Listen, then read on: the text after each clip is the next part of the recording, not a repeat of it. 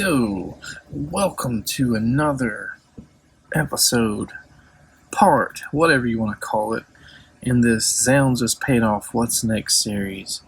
And on the last part, part 5, I can't believe we're making like 6+ parts here. On the last part, we took out the SM81 microphone as a contender. We took out the Zoom L12, the Zoom L20, and the Zoom L20R, and the possible contenders of what's next.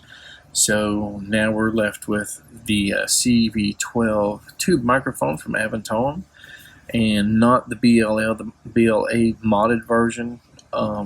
Seems like a few people are having problems with like low noise issues once they warm up for whatever reason.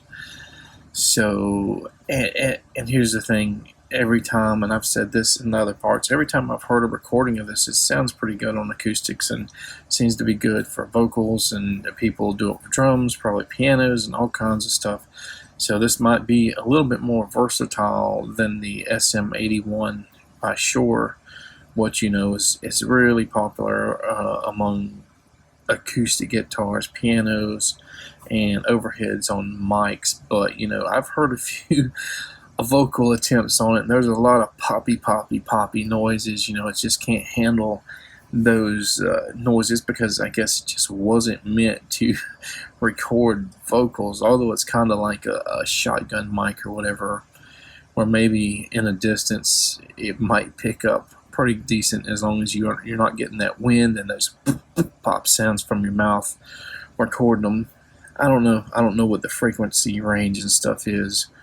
And another contender would be one of these Friedman overdrive pedals, the BEOD or the BEOD Deluxe Dual Overdrive, which, you know, I've heard them on YouTube and they sound pretty amazing, and I've heard that they really go in well, you know, in front of a tube amplifier. They really like add something to it, you know. And I think my Fender tube amplifiers, red channel, distortion channel, overdrive channel, whatever you want to call it, doesn't always have the best reviews on it, you know.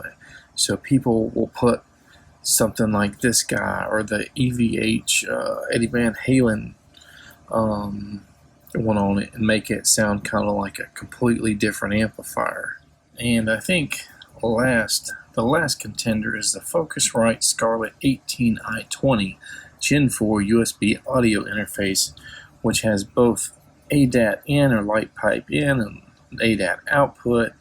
It's supposed to be able to be used as a mic preamp, you know, going through that light pipe system, which should, but not guaranteed, work on like the Fostix VF160 that I have, the multi-track IDE recorder. And it also should, albeit also not guaranteed, work as an interface between that Fostix VF160 and a PC via the USB-C connection. So I emailed Zzounds. I asked them a couple questions. Will it work one way, both ways, into the VF160? Zzounds says, no, I don't think it'll work either way for you. Then we got an email back from Focusrite saying, yes, I think it'll work both directions and simultaneously be able to send that signal to the PC and the Fostix VF160 to record at the same time. And we looked on eBay for like light pipe to FireWire adapters. Even though our PC doesn't have a FireWire adapter, the price of a standalone one, which should hopefully work, even though you're kind of going into obsolete, antiquated territory, you can get a PCIe FireWire card, and they say not all of them may work. You might have to buy, you know, a couple of them to get it to work, and most of them are like in that $20 range, probably Chinese made junk, but I think you should be able to get it to work. But that only serves one purpose, really. That purpose, although it has, I guess, like 2 or more like mic or inputs that you can record, I guess, into your multi-track software, your DAW. The main purpose is just to interface and exchange Fostech's VF160 channel track data, track songs, whatever, to the PC, while this other Focusrite Scarlet 18i20 is an interface. It's a mic preamp system, and it seems like it will potentially do everything in one box. And I just, we're just recapping everything here. And I went to a music studio, home recording studio group, and asked a few questions regarding this, and most of them were not that the VF160 was bad, but rather why do that? It's old. Somebody even said, the hard drive is going to likely fail, and I think that there have been some people that have been able to upgrade the hard drive to like 120, 128 gigabyte SSDs using an ID to SATA adapter, maybe with a certain chipset. So there are obviously some ways to potentially upgrade the hard drive and not go to an old ID hard drive, which kind of is expensive. A 120 gigabyte ID hard drive, I've seen them like 80, 90 bucks. Whereas you can get some SSDs now, whether or not the cheap or every SSD would work. Some people are using like an Intel certain chipset SSD and getting them to work, but there are some really cheap ones for like $8 or $10 for 120 gigabyte. That's ridiculous, and maybe 12 to 30 bucks for a IDE to SATA adapter that may work.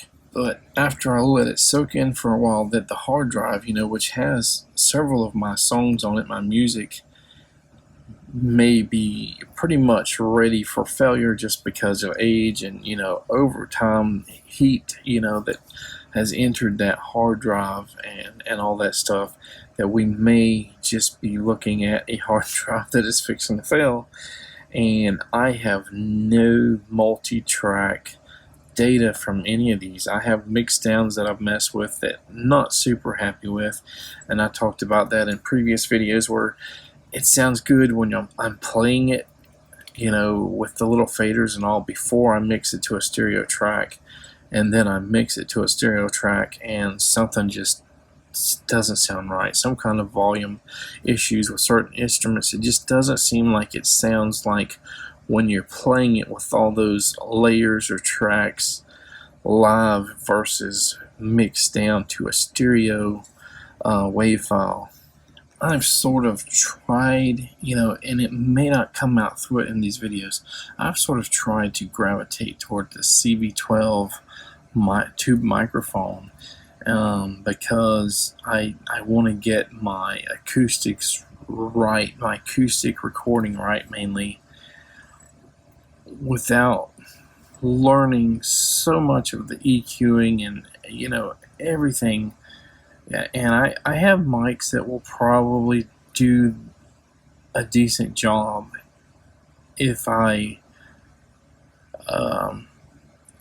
could just post-process it and have that, as I keep saying, if I had the ear for all the little nuances and intricacies and stuff, it might be easy to just say, okay, I will settle with the SM57 stereo mic or whatever. But this guy here, I've just heard it so many times and it sounds great. Now, this is kind of what I want, something that's going to make my acoustics sound better. And these Friedman pedals, they're toys. When I have plenty of distortion pedals, but this one, I can't even tell you if it 100% sounds different than every single pedal I have. But as a standalone unit, listening to it on YouTube, so many people playing it, and it just sounds amazing. And I would really love to get this, but I think this takes a back seat to other things. So I think the Scarlet, just because of that potential for anytime hard drive failure in that Fostex VF160, getting the tracks to the PC, backing those tracks up to CD or whatever as well, is going to be priority number one.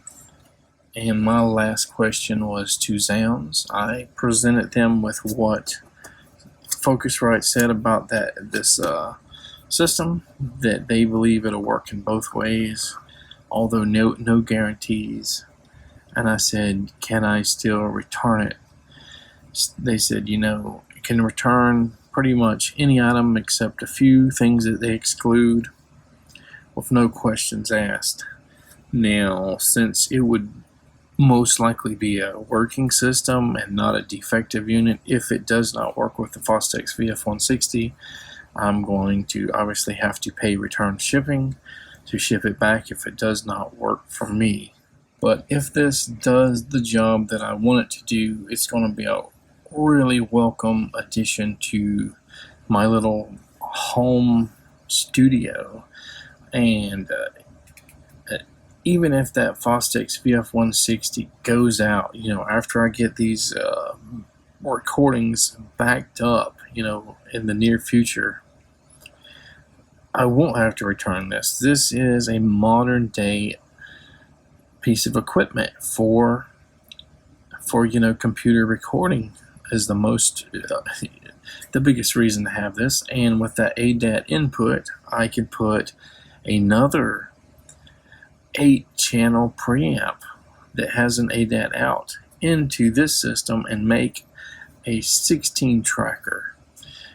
So once you put it in that computer's DAW multi-tracking software, it can record all 16 tracks simultaneously, versus paying $450 plus cash for a used FireWire setup, a PCIe FireWire card, and an 8-channel preamp system with an ADAT out, like the Behringer, 88 8000 or 88 8200.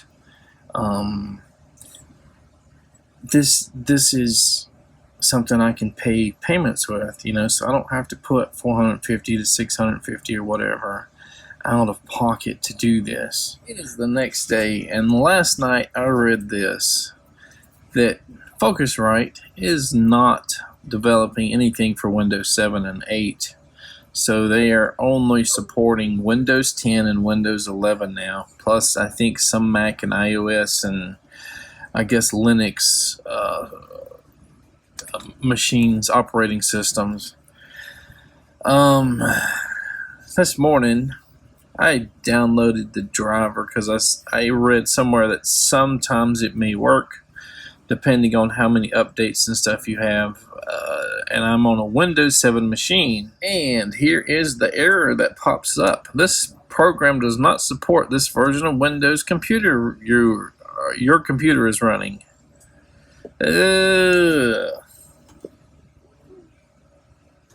Now, if it were just that the control interface could be accessed and some kind of permanent configuration could be turned on through the Mac or iPhone, iPad, and then a driver would still work with the Windows 7, maybe we could still use it. I have my doubts now. This kind of sucks because I do have an older PC. It's just fine for what I've been doing.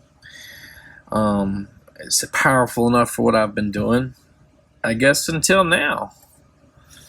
So I guess I email Focusrite again and say, is there some kind of older USB driver or something?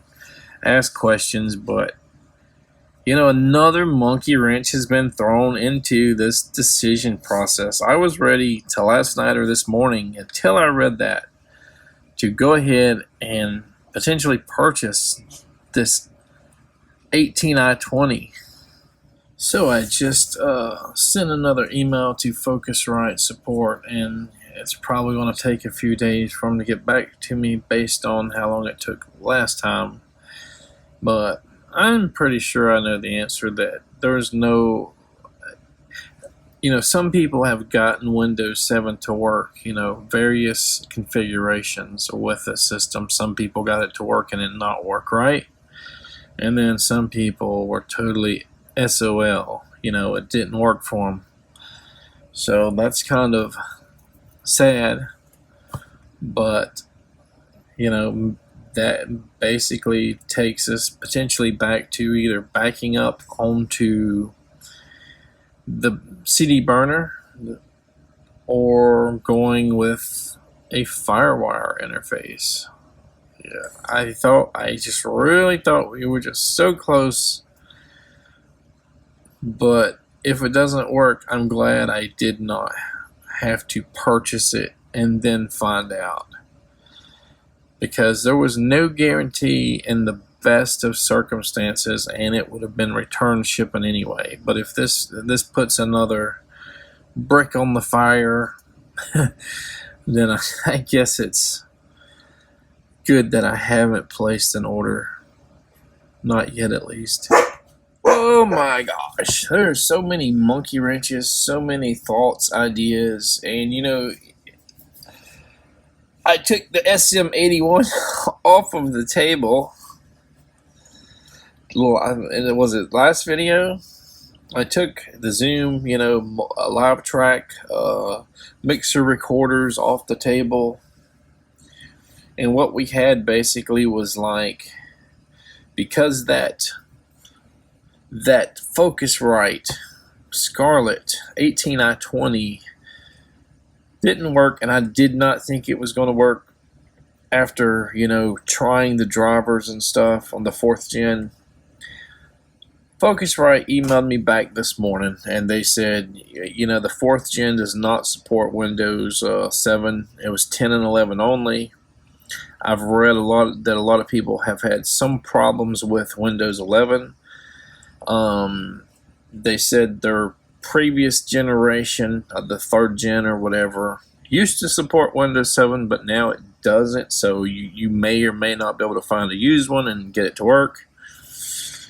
So, upgrade the entire computer, with probably way more specs than multi-tracking from 10, 20 years ago.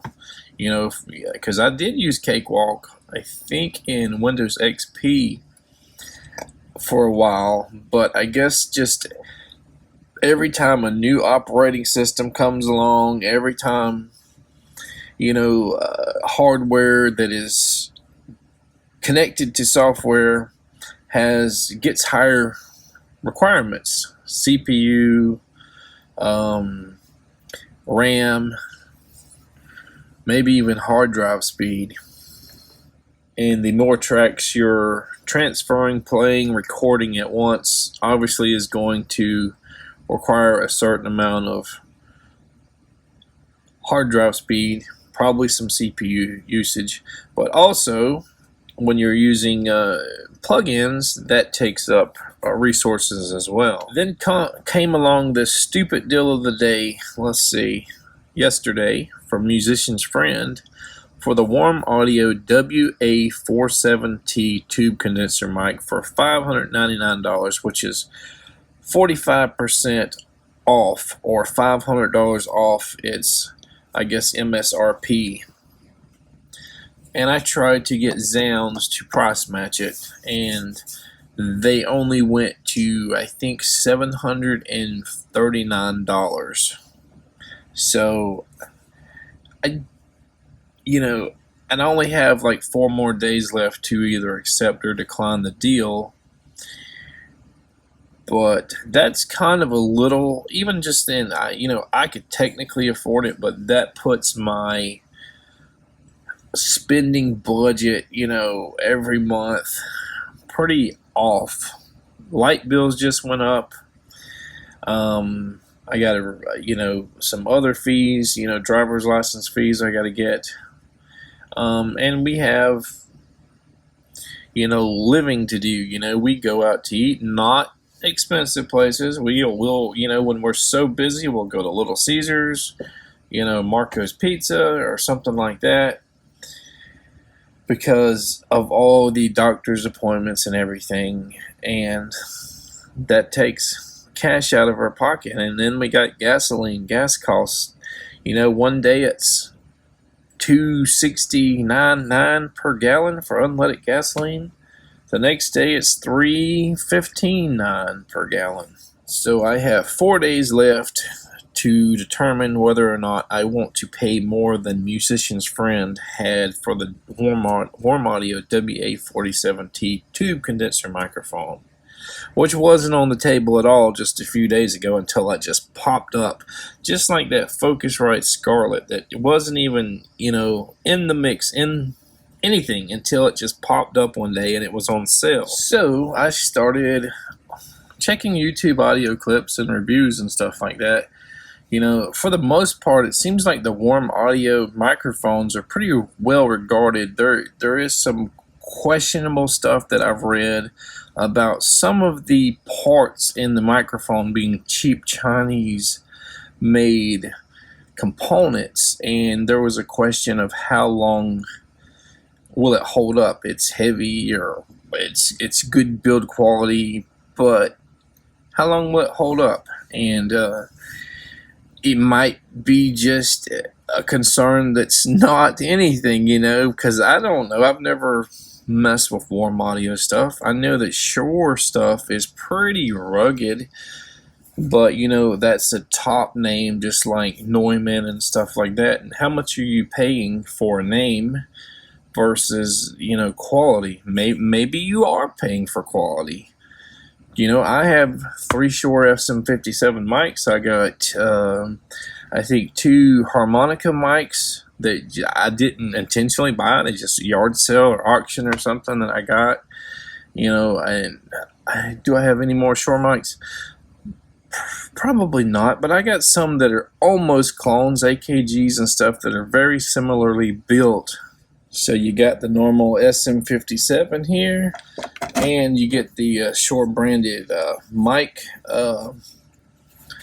windscreen, and it kind of turns it into an SM58, or, you know, it's less pops and stuff like that when you got it on vocals, but you would probably take that off when you're miking drums or a guitar cab. And again, that the cost of that Warm Audio is a bit more than I want to pay out monthly. Now, I think you can manipulate the monthly payments, you know, by giving it a bigger payment, like on the second month or even the first month if you have it, and then that'll change maybe the monthly payments and put them down a little bit on Zzounds, that is, on the pay-as-you-play. But I compared them, you know, again against the CB12, and the CB12, I don't know, just at the price range, it makes me say, what is this Chinese made, half Chinese made? What's the build quality? How long is it going to last? Just like some people question the Warm Audio microphones, how long is it going to last? And I guess the CB12 has went down in price at least $100 or so since its initial conception. And I don't know the value, you know, and I know a lot of people change the tubes out of even more expensive tube microphones because they say it changes the sound, better, worse, whatever, and they'll get different sounds with different tubes. And the SM81 obviously is not a tube microphone, it's a condenser, but it's probably not catered to vocals. So you have a certain, as I said before, it's great at what it is supposed to be used for: drum overheads, acoustic guitars, pianos. And by the way, this is the normal price of the WA-47T, $1,099. And then I even compare the sounds that some people are getting or are able to EQ post-process with the SM57. Now, to me, most of the samples I'm reading, it seems like it's a little bit capturing a little bit on the low end and not really those bright tones, that come out of an acoustic guitar, probably piano as well, and cymbals. But there are a few videos that I've watched and listened to where it seems like it's very similar. How much, what kind of preamp are they using? What kind of compression? What kind of EQing are they doing to get them to sound similar? But if you go back to the first set, of videos in the series, I say I want to minimally post-process it because I don't have the ear for all those nuances and intricacies, is I think the term I've used a few times. I want it to sound decent right into the mixing board, the multi-track recorder, whatever you want to call it. So I started looking at preamps. I was like, should I get a preamp? Should it be a tube preamp? Should it be a solid state preamp? Should it have compressor and gate on it? And the initial searches I found say, okay, you need, this is your vocal chain. Your mic goes into your preamp and it goes into your compressor, EQ, whatever.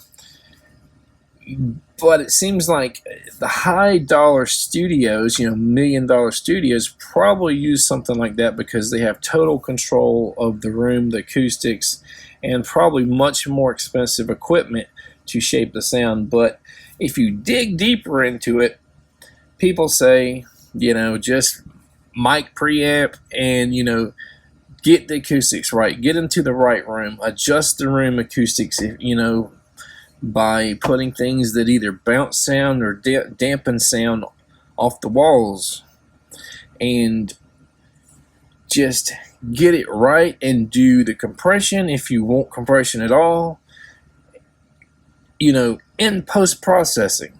Don't put it in your vocal chain. They say if it's in your vocal chain before it's recorded, then you cannot take those things out of the recording. When I have recorded SM57s, the acoustic through my Fostix VF160, which is supposed to, depending on who you ask, have really good mic preamps in them.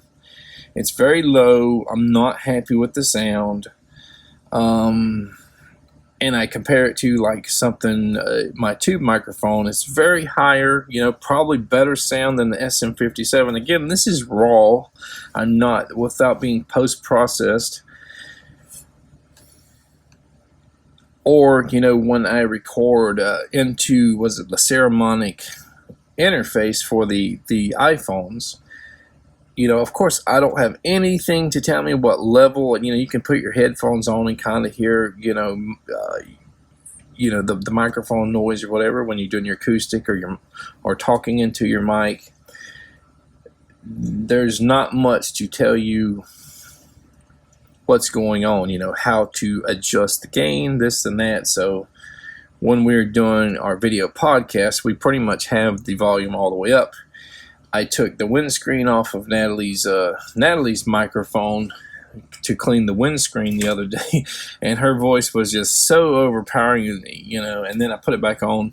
Still probably need some adjustments. We need better equipment to do the video podcast, but and some of this equipment that we're looking at, or whatever, microphones, compressors, would probably benefit the video podcast to get a more certain level of sound and not to be overdriven.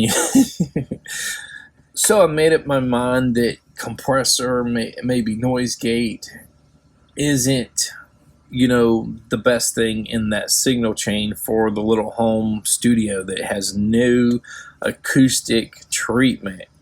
Maybe just better preamps would help us, just use all the microphones or some of the microphones we have, the SM57s, the AKGs that are similar, and a few others.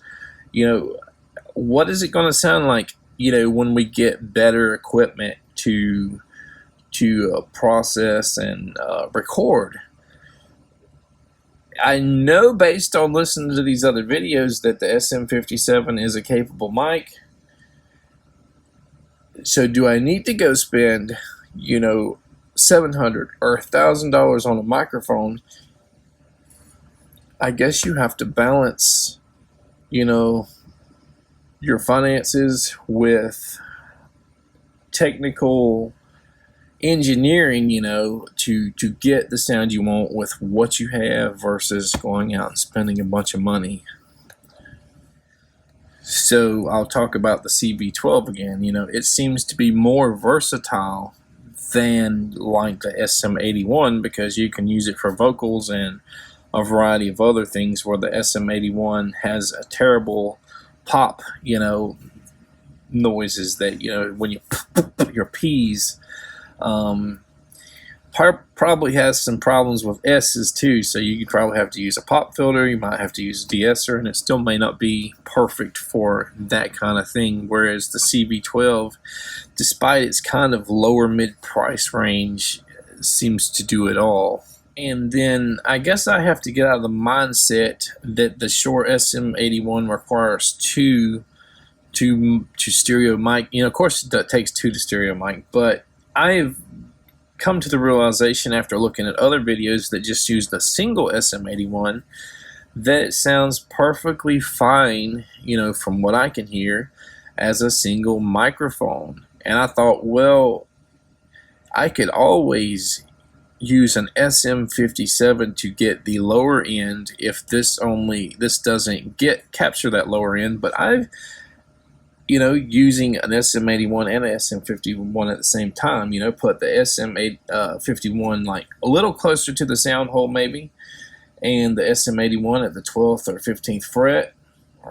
But I've listened to a few recordings. It seemed like it captured a lot of that low end, so you may not even need an SM57 on there. It wouldn't hurt if you had an extra track just to record both.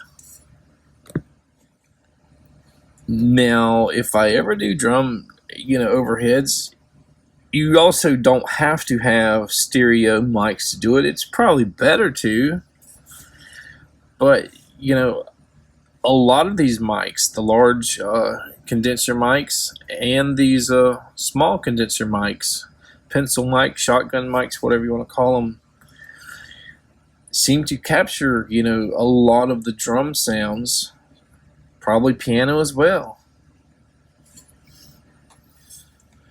And I looked at the Shure KSM 137s, and they sell them a lot of times in matched pairs for, you know, $700 or so. And that's what got me kind of looking back at the SM81, because I said, well, the KSM 137s are good enough, sound pretty decent, you know, stereo capture. And then I compared it to the SM81, and there's so much more clarity, you know, in the SM81. So that goes back to how much do you need to process, you know, the KSM 137 microphones versus the SM81. You don't have to go and change out and try different tubes with an SM81 either, because, as I said, it's not a tube microphone. And this, you know, this is a really hard decision, because the Avantone CB12, from what I've heard, is just, you know, that's going to be a more fun microphone, more versatile. But the SM81 does probably a better job at what it's made for. And here's the other thing: if people can get the SM57 sounding good better, you know, I have, you know, the SM57s already for vocals, and background noise could be an issue. And there's, you know, there was another microphone I was looking at. It was a Shure microphone, SM27, I think. And one of the guys that reviewed it said the background noise is horrible, you know, on it. So it was a big minus. And then when I went back and looked, you know, and listened to it for a second time after I was kind of like, this could be in the running, I said, well, I really don't like the sound it captures on acoustic. As for vocals on the SM57s and a few others, I have a Tascam TA1VP vocal processor. You know, it's got mic modeling. You know, you stick your SM57 in there and you can supposedly make it sound like tube mics or a variety of other things. I think it has like a tube saturation or something adjustment. It has, I think, a compressor, de-esser, and auto tune, which I'm not sure I would even use that. So we can just make the vocal stuff work without adding, you know, a tube microphone, another one, and we have a tube microphone. We can just stick it in there and make it sound better. This is crazy though, because as we said, there's monkey wrenches being thrown at us in all directions, and you know, maybe we threw our own monkey wrench by having an older PC with Windows 7 on it, even though it's a decently powered Windows 7 PC. I just don't want to upgrade to Windows 10 or 11. This certainly is, or has been, and still is, an ongoing adventure. And, you know, this is like pull your hair out type of stuff. And of course, I'm in my music room that's only half complete, so I'm mainly just showing you the wall of guitars there, and that is not all of them, obviously. Late last night, I was out here farting around with this Fostex VF160 and trying some of these old mics that I tried with my Ceramonic interface, which doesn't have any kind of levels, meters, or anything to tell you if your, you know, gain is too high or anything, you know. And it does have, I guess, phantom power optional, and it's a preamp, obviously. But I said, well, you know, why don't I test, you know, a variety of mics I already have out on acoustic.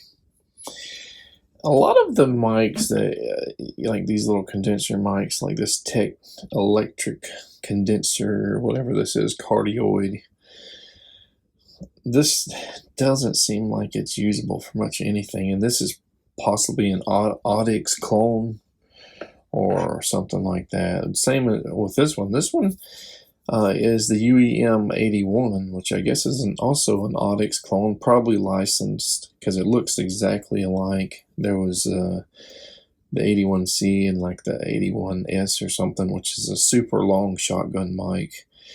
I guess it's got like a bass roll-off switch. Now, if I get too close with an acoustic or something with this guy, it definitely muddies up, especially for strumming, but I kind of suspect maybe I could pull it off, catch some of those good highs with this guy maybe, and then catch some of the better lows with the SM57. So I haven't recorded anything, but I was just, you know, listening to the monitors as I was playing.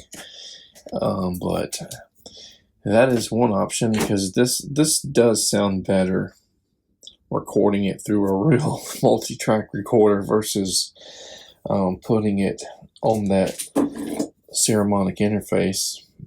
And I know I've used these realistic condensers, but they seem to be pretty loud, got some hum and some airiness and all to them, which, you know, it's got a distance and a close switch there, but I don't know where my actual 1/8 to 1/4 adapters are to try it again. And I think I've had these mics, the AKG-D 1000E. I got two of these.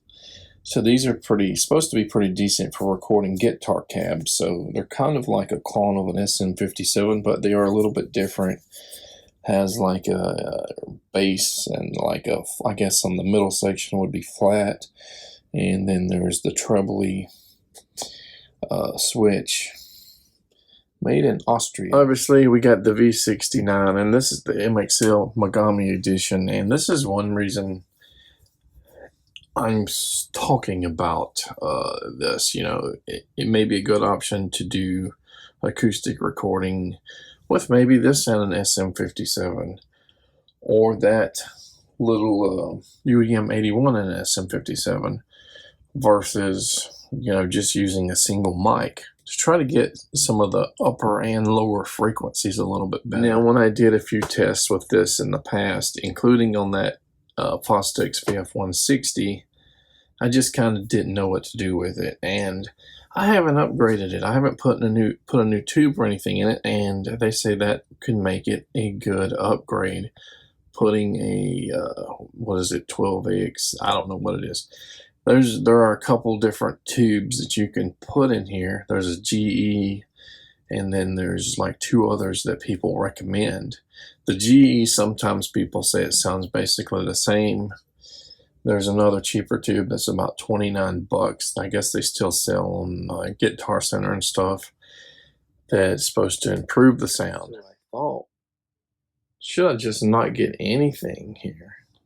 Is that the conclusion that, you know, did I find out things that I may need, and more importantly, figure out things that I probably don't need? A lot of the stuff that I won't or may need, Zzounds doesn't even sell. You know, it's like Firewire, light pipe adapters, Firewire computer, you know, PCIe cards. I could get like one of those 8-channel preamps with the ADAT, you know, output into your mixing station, or your the Focusrite in this case, like the Scarlet. But you know, it's 3 times more than the Behringer ADA 8200, and probably 4.5 times more than the ADA 8000 used. So for that specific purpose of just using pay-as-you-play, you know, there may be circumstances where you might need to do that or want to do it, but the pull isn't there enough for me to say, let's do it. Do I need more XLR inputs? Yeah, I really need to clean this guy up. I kind of just wiped it off when I tested it the other day and had it on video, but it really needs a good cleaning, because there's only 2 XLR inputs in this Focusrite VF160. Got a lot of YouTube videos on probably a dozen microphones, and you know, the Avantone CV12, I kind of always liked what I heard, but when I read something about it from, you know, people that haven't been recording for a while, you know, a lot of people say they bought it and they never found a use for it. It's got a specific purpose or something, and you know, that it has some ultra highs, you know, that it captures or something. And I don't think they said it's nasally or anything, but they say, you know, you got a specific sound with it. It doesn't like bode well to all vocals. And you know, you got to remember, I am listening to this on a laptop speaker and an iPhone, and I got to sort of put some of what people say, you know, in my mind, in my decision process, because I'm not hearing it right there in a music studio. But on the other end of the spectrum, you know, the LA 320 Latin Audio, if I'm pronouncing that right, gets major praise. So I tried to find something that made me say, yeah, this sounds good. But neither my laptop, my iPhone, you know, maybe I need some headphones or something to do this, to listen better. I just did not like it on acoustic guitar. Again, in person, it may sound amazing. You know, I think a lot of people are recommending warm sounding mics for acoustic guitars, and I'm kind of the opinion that we need to get some of the highs as well. I don't want to just sound, you know, a microphone to pick up me playing and it sound boxy, bassy, boomy, and not have the highs. You know, I've sort of gone through the motions of, should I have an EQ, like a physical EQ system? Then I said, well, you know, I'm most likely going to be mixing and mastering on a PC. Even if I record it on the Focusrite VF160 or some other multi-track system later, or directly into the computer, you know, those EQs and stuff, to shape the sounds are going to be done on a computer. And then my next question was, should I get something like a better preamp system or two preamps, to get those non-tube microphones some type of real tube saturation warmth. But we sort of have a tube microphone here, although it's a hybrid tube and I guess solid state. And this Tascam TA1VP that has some sort of tube saturation on it, although it's not real tube, it's like emulation. So if the CV12 microphone is out, that still kind of leaves the SM81 in the running. Even though in any other videos we haven't really talked about doing preamps. I mean, who knows? That's something I've looked at, and the problem I see is a lot of those 1 or 2 channel preamp systems are just about as expensive, if not more, than some of these 8 channel preamps that, like the Scarlet Octo 8 or whatever, and definitely more expensive than the Behringer ADA series. And the single channel ART compressor tube system, that's pretty cheap. It's not bad at all, but some people do say it's not the greatest quality. And a lot of people have recommended a variety of mics, everything from like a $300 something microphone all the way up to probably over $1,000. And even as pay as you play goes, it would be hard for me to justify, that monthly expense. But that also brings me back to that Warm Audio WA47 Titanium RT, that gets, Warm Audio has a lot of praises, and a lot of people recommend their microphones. I only found that 1 or 2 little instances where somebody said there's good quality components mixed with some cheap Chinese components inside of that microphone, or at least said that they're questionable. And I think it seems like a really good multi-purpose mic. But what's more important, paying, what is it, $430, $439 or so for SM81 that has a couple specific purposes, or maybe the KSM 141 or 137, which we also listen to quite a bit. But it's what I've just going through this thing to figure out what I won't need or may not need is that I don't need to max out my budget on this pay-as-you-play thing. So do I get a cheaper preamp, or do I go with the SM81 system and then try to save some money to go on eBay to get some of this other stuff, like possibly the ADA 8000 mic preamp? Or I definitely most likely would like to have a light pipe to FireWire setup, with a FireWire PCIe card. Do we need a true tube microphone? Do we need at least one nice ribbon microphone? I am going to say this. Separate from music and recording, if Natalie and I really push these talk videos again, and we took a really long hiatus, or she did, we need to go better quality. Green screen, we talked about that before, but definitely a better audio interface. And I think some condenser mics that aren't super expensive, with a good some kind of interface with compression, some way we can edit it fast and easily without taking forever and without spending a bunch of money to at least get 2 mics, and possibly 3 or 4 if she ever decides to do those oral histories, or we get a good way to do them with other people. In that case, we would probably have to also do like portable interfaces so we can go out, maybe with lavalier mics, wireless or something, and do some interviewing or oral histories with people outside of the home.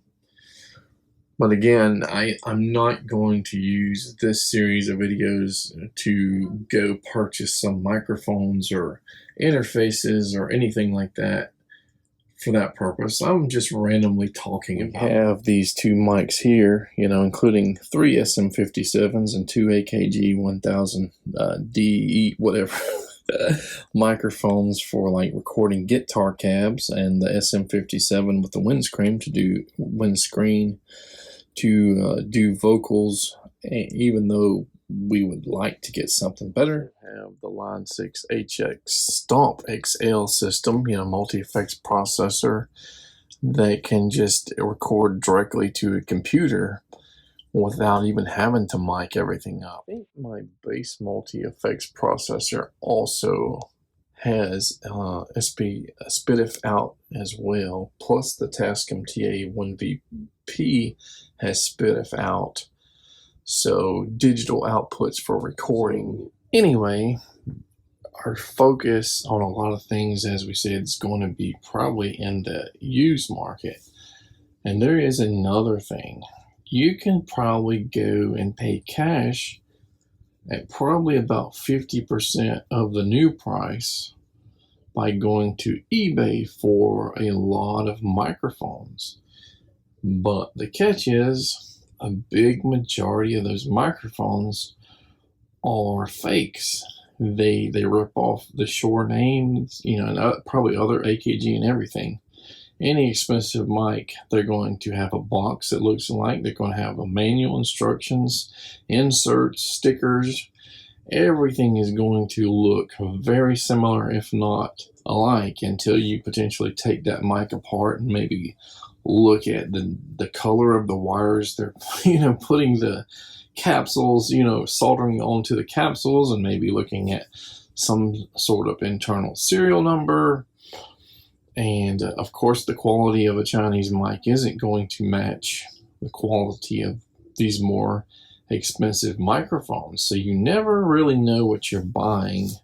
So like something like an SM81 mic, you could probably get it for $250 or less on eBay, or $439 at a reputable dealer that buys their products from Shure, that buys them from Audio-Technica, AKG, whatever, Behringer. I don't think anybody's going to be ripping off Behringer mics, because they only have a couple microphones, I think, that they make, and they're cheap anyway. But I'm sure like Neumann is something that's going to be ripped off majorly. So you just can't trust eBay. I bet a lot of those Chinese ripoffs go back into places like Guitar Center, where their employees, not all the employees know what is fake and what's real. So if you buy a used one from Musician's Friend or Guitar Center or something, you may be getting a Chinese one too. So you need to, seems like you need to know who you're buying from. Needs to be a trustworthy source, or you need to go to new from Zzounds or Musician's Friend or Guitar Center or whatever. Do not buy the used stuff. Here's my dilemma.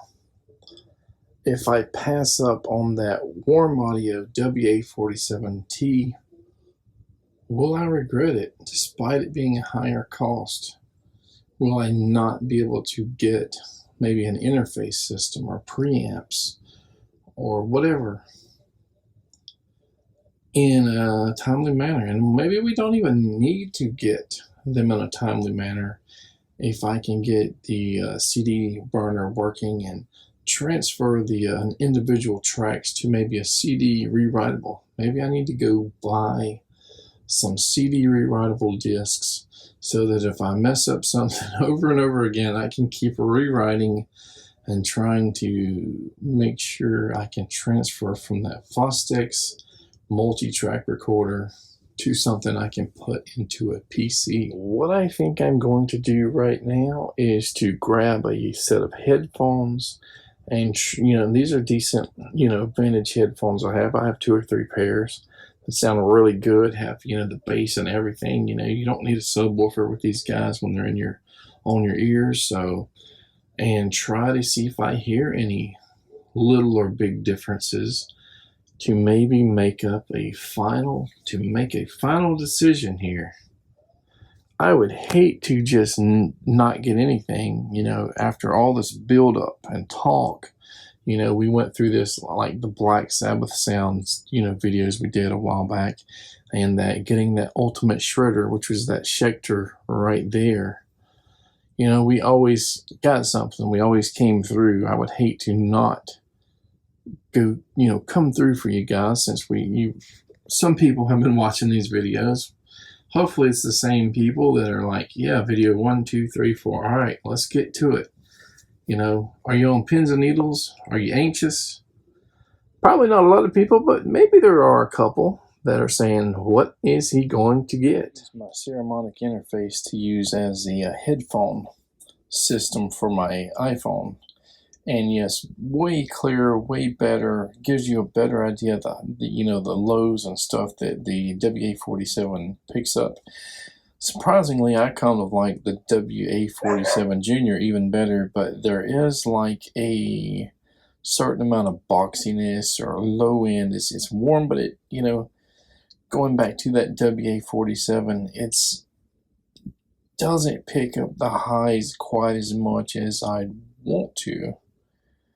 I'm kind of glad I did it, because I listened to like 5, 6 different demos, and it's good. It's probably great in certain circumstances, and I listened to it after they mixed it, and it sounded wonderfully.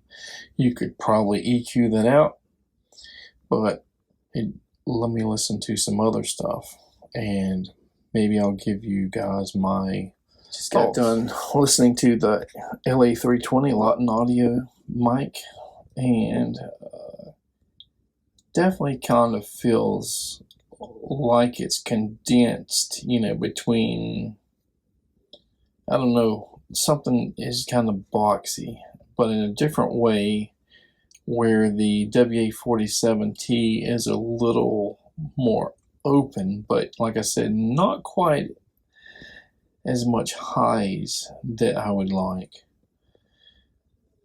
So I don't know how else to say it, but even, when I was doing the LA320, listening to it on the laptop and the iPhone and all, it just,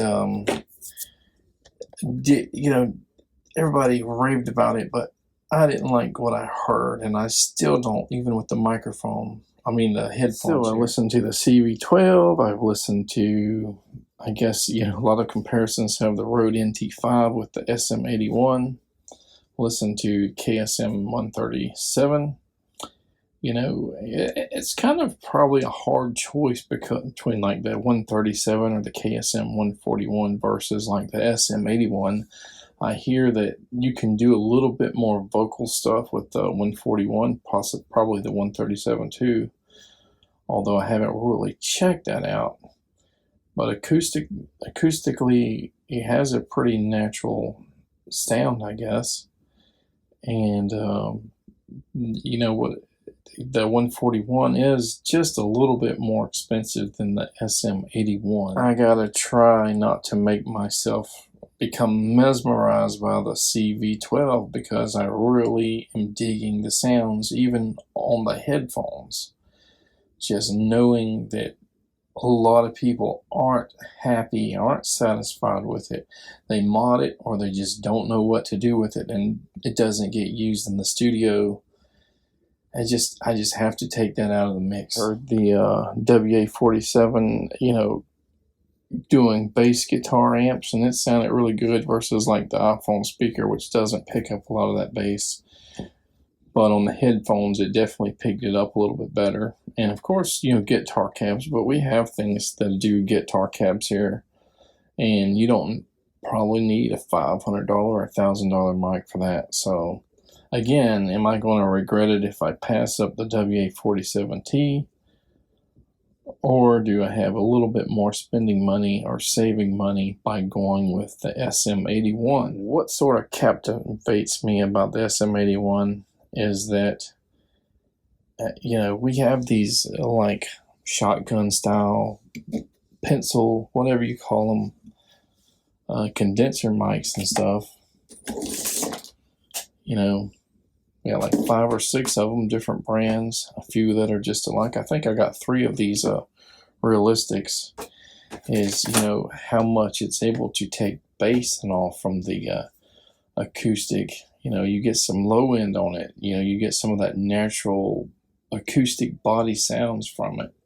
And usually when I attempt to record anything, maybe just condensers in general, but especially something like these little pencils or shotgun condensers, when you strum or you get loud, there is like a lot of muddiness. Even when those, your meters aren't going into peak, you're not peaking out. They still kind of have that muddiness. And from what I hear with the SM81 and probably the 137 is it's less noticeable or something. Now, can you post-process that muddiness out?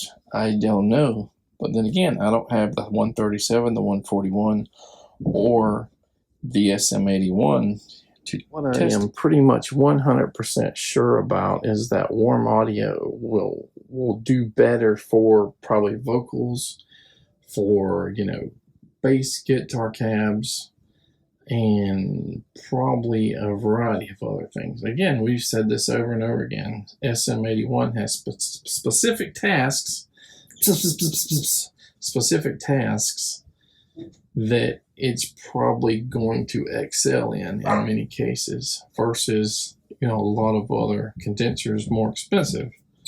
But a lot of those condensers can do it all or do a lot. So whatever decision I make, if I get something from Zzounds, I can always take it back if I'm not happy with it.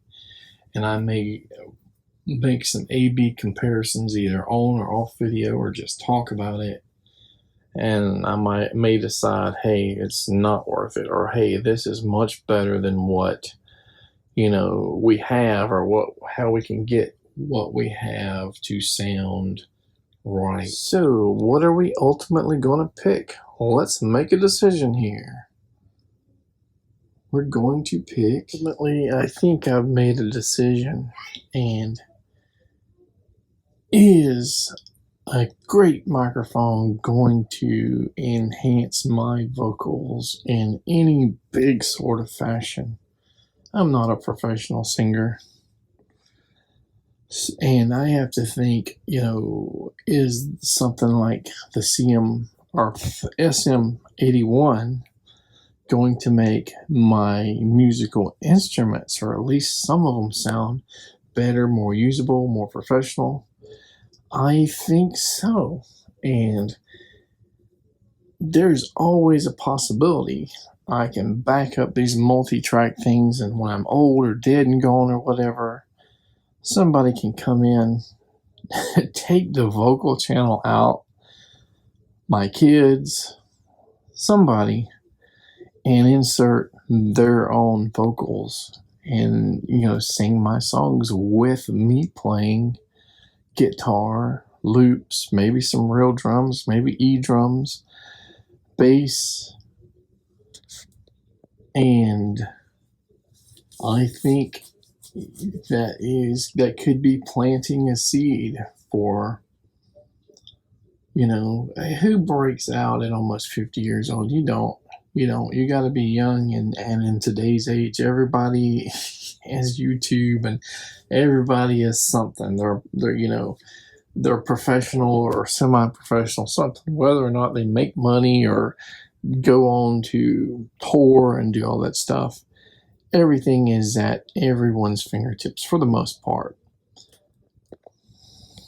So I think I'm choosing, obviously, the SM81. And if you guys have been watching, I only have one episode under the playlist of something like late night ramblings, music ramblings, or something like that. Just look at my past videos and you'll see that I do have regrets on, recording stuff where I have like a terrible drum playing or something. I just said, okay, that's good enough for now.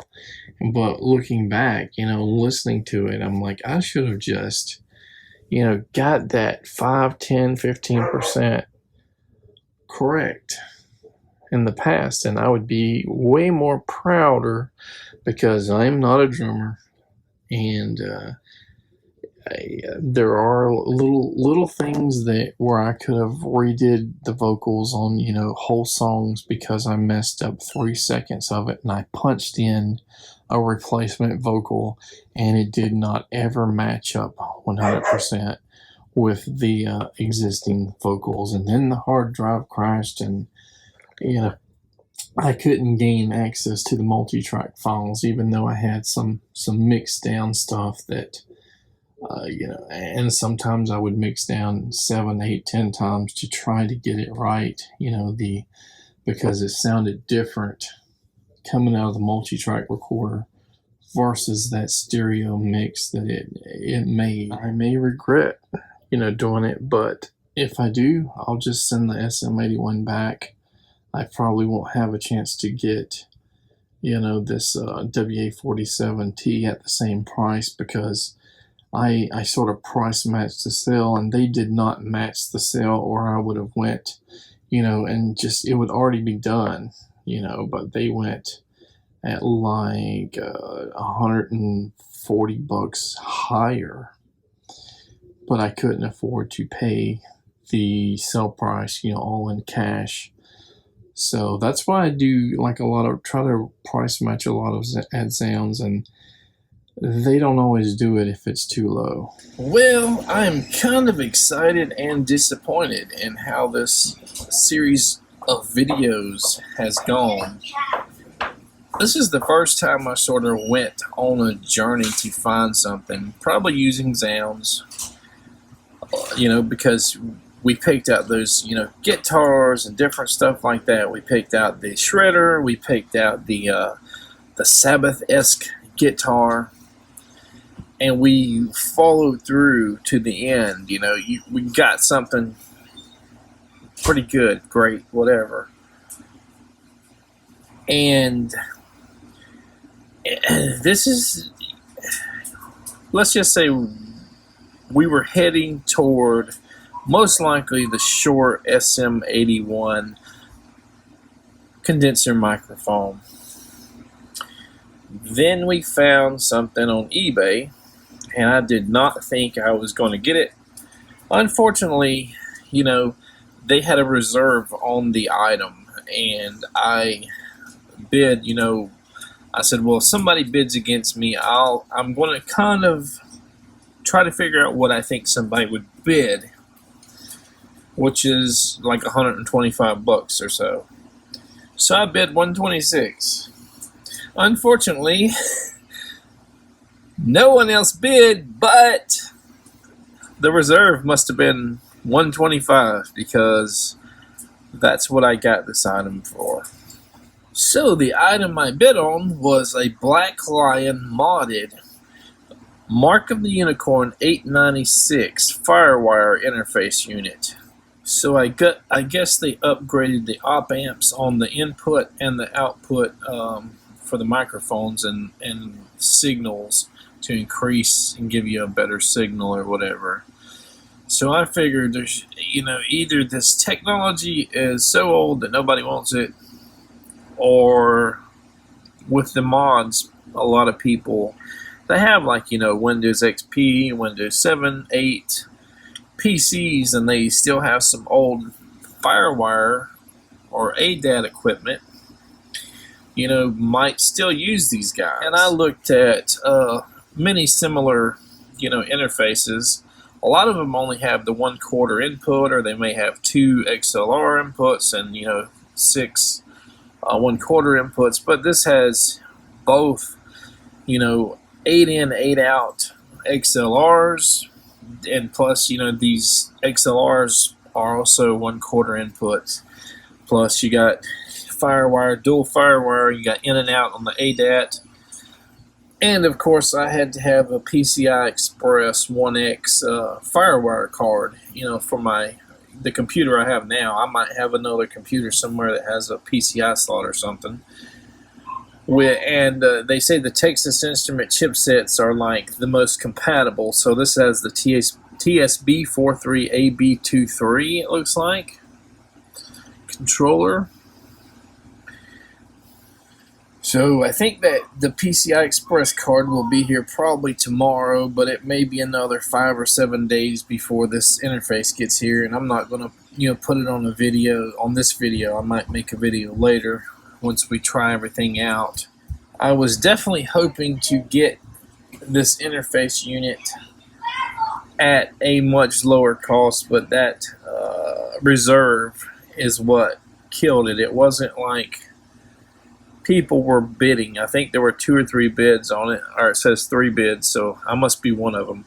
2 other bids, they did not hit the reserve, and I think it was like $27 or so. So after cost, tax, shipping, the PCI Express FireWire card, it's, it took $200 out of my pocket. And then our internet bill just got driven up another $30 just unexpectedly, and I just couldn't in good conscience go out and put in another $40, $41 a month right now and commit to that SM81. I guess I'm not going to complain too much because it gives me time to research more microphones, and I'm kind of torn between the Shure KSM 137 and that SM81. Now, most of the tracks that I hear, on YouTube, the samples and all, I kind of prefer the SM81.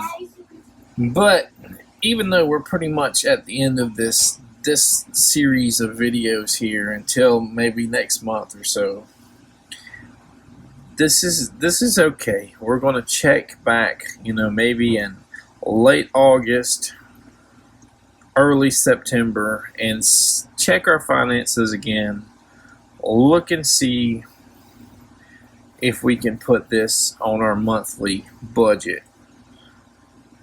Something like this. Another microphone. Gives us more time to research. It's okay. So this Mark of the Unicorn 896 will work in standalone mode, as long as I guess the settings are right, through the software. You can run an ADAT like the Fostex VF160 through it, and you should be able to use the 8 preamp channels and have 16 tracks that can be recorded at the same time. Even though I doubt I'll ever record 16 tracks at the same time, it gives us a possibility to run an acoustic drum set with 5, 7, however many mics, and it gives us more than 2 XLR inputs, and 3 if you count my vocal processor preamp system, the Tascam with Antares Auto-Tune on it. So this would mean we could run 2 direct XLR inputs into the multi-track. We can do 1 through the preamp that I have, and another 8, up to 8 with this guy here. And it also works as a computer interface, and or it should work to put our multi-effects to the computer to be able to record and back up the songs, the music that is already on the multi-track without having to write a CD or getting one of those zip drives. So this should be a nice little system for that purpose. It's FireWire, it's not USB 2 or 3, but the problem with USB is it costs an arm and a leg, because that's what everybody is using, or a lot of people are using. These you can get, I've seen them even without the mods. Sometimes they go for 150, 170, and you're talking about way more money for one of the processors that does USB. And also, you might run into the problem like I have. I have a Windows 7 PC. I don't have Windows 10 or 11, which the 4th gen Scarlet Focusrite interfaces require. I wasn't a big fan of Windows at all. You know, not 95, not 3.1, not 98 because it crashed so often.